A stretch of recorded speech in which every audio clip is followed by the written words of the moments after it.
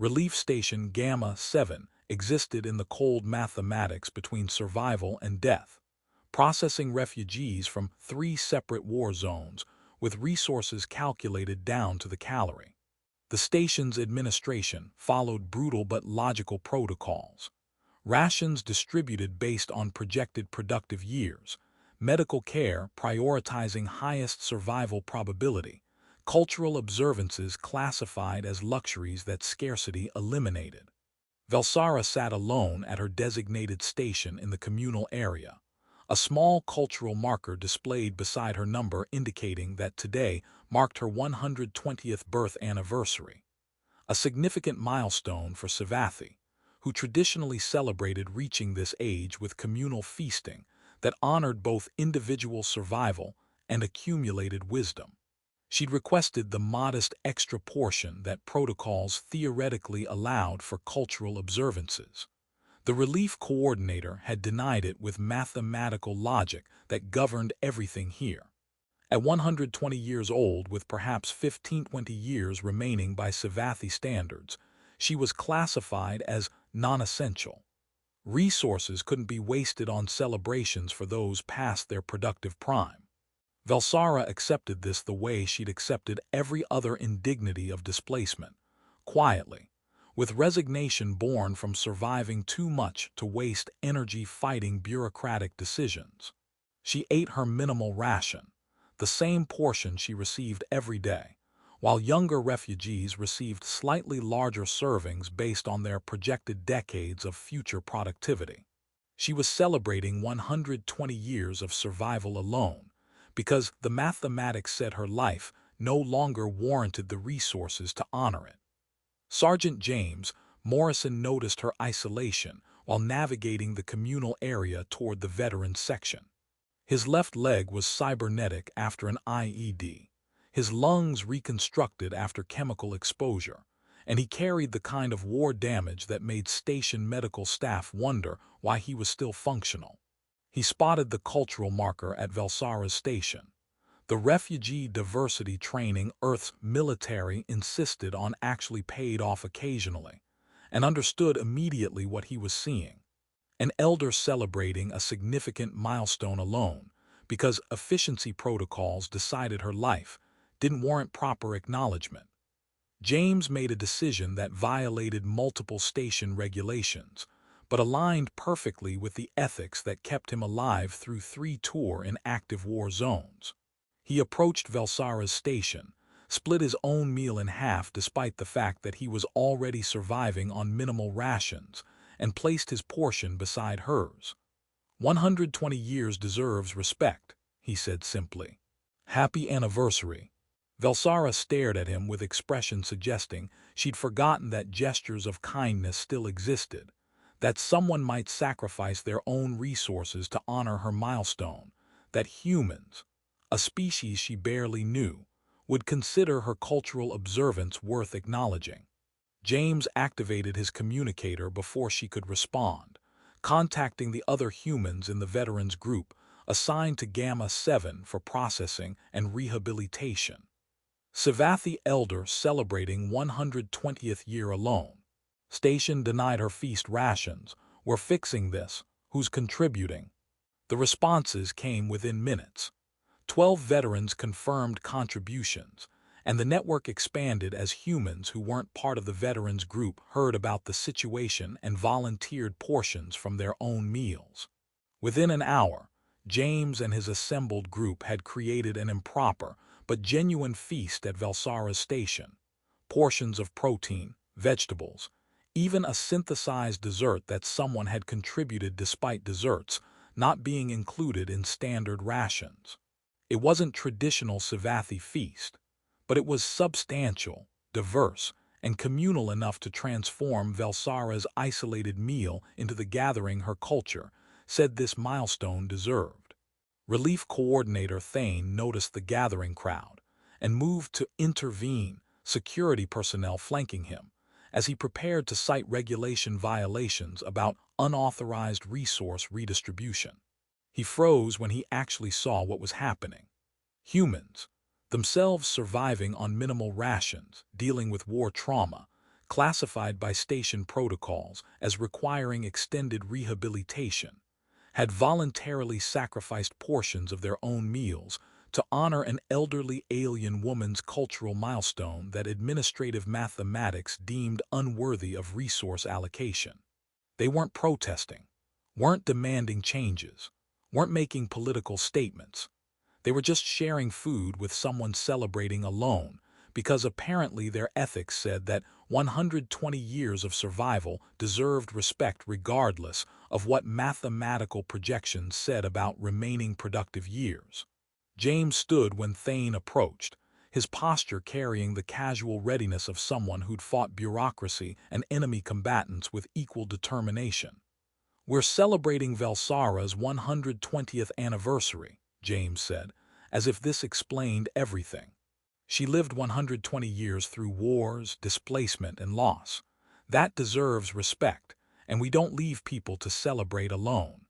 The station operates under strict resource constraints," Thane said, trying to maintain his authority despite the growing crowd of refugees watching the confrontation. "Rations are calculated to maximize survival across the refugee population. Unauthorized redistribution creates inefficiencies." "You denied her feast rations because she's old," James interrupted. "Because your mathematics decided she doesn't have enough productive years left to warrant celebrating her survival. That's not resource management. That's just deciding some people don't deserve dignity because your equations say they're not worth the calories. We prioritize those with the most remaining life." "She lived 120 years," James said, and his voice carried the kind of calm that made experienced soldiers nervous because it suggested he was done being patient. "Through whatever her species' history threw at her, through wars that created the refugee crisis that put her here, through displacement and loss, and every other trauma that comes with being forcibly relocated because your home was destroyed. And you're telling me that because she's old, her survival isn't worth celebrating with a proper meal."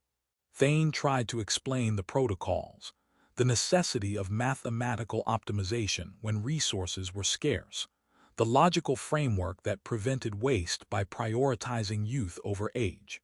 James listened with the patience of someone who'd heard every justification for inhumane efficiency before. "Earth's a death world," James said finally. "Resources were scarce, survival was hard, and we learned that getting through it required taking care of each other even when the math said we couldn't afford to. We learned that maintaining dignity, treating people like their lives and their cultures matter, is part of what makes survival worth achieving rather than just biological persistence." He gestured to the feast assembled from voluntary sacrifice. "Every human here contributed from their own rations. Nobody was forced.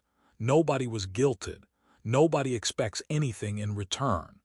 We did it because Velsara lived 120 years and that deserves respect, because celebrating alone is cruel when we can prevent it, and because we don't let efficiency protocols erase compassion."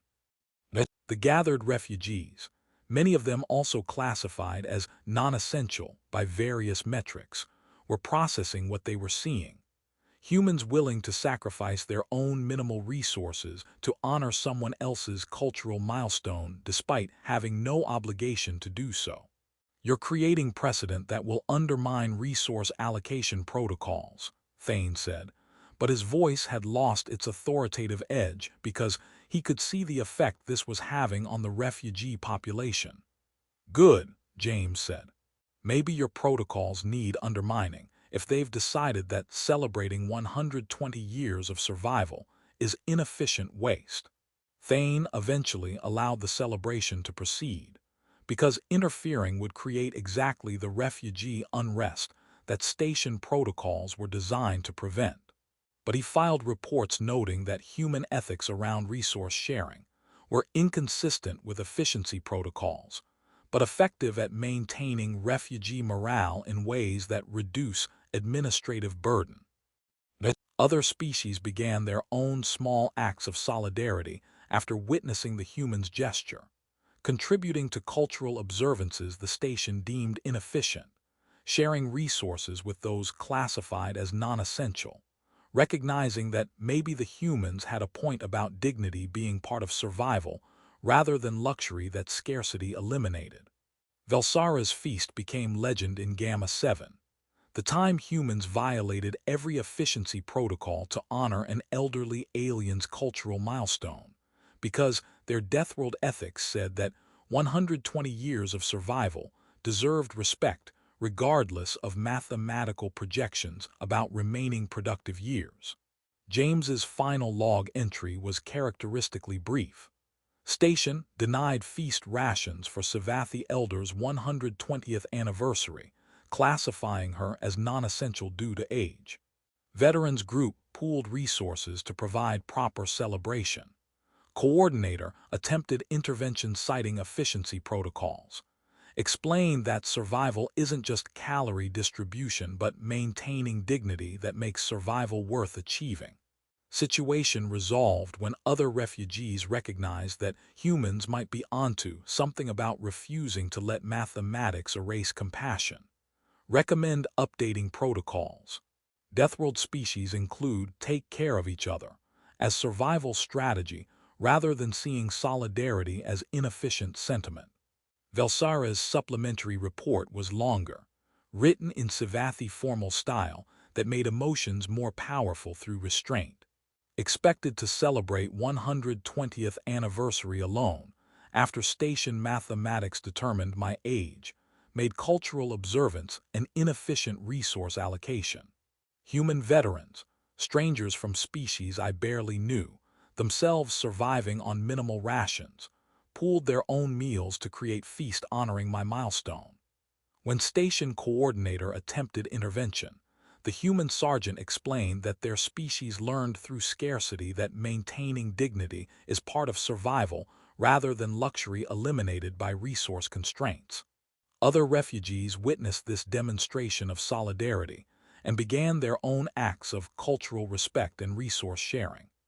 The station's mathematical optimization may be logically sound, but the humans proved that survival worth achieving requires more than efficient calorie distribution.